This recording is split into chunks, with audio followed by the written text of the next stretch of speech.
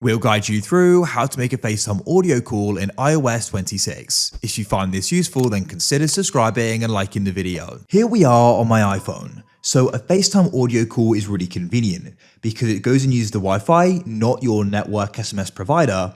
And it also means you don't have to go and use video because you don't always want to go and have to do that. And you just want to go and speak to somebody. So I will guide you through how this can be done, as things have recently changed and I found it a little bit harder in order to go and do this. So we'll guide you through how you can easily do it.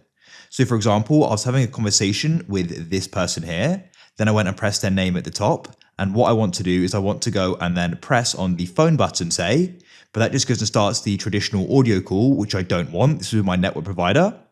And if I then go and press the FaceTime button, it starts a video call, which I don't want to go and do. So I'll go and end that there. So to go and actually go and make the FaceTime audio call, there are two different ways I found which work best. For the first way, you can go and open up the Contacts app, and then what you can do is go and find the contact, scroll down, or just go and search for them. For me, it was Rob Tucker GR, so I'll go and tap there. Then what you can do is you can go and press the phone button, you'll get a pop-up, then you can go and press FaceTime audio, and you can go and press mobile, and then it'll go and make the FaceTime audio call. Alternatively, the next easiest way is to go and open up the FaceTime app.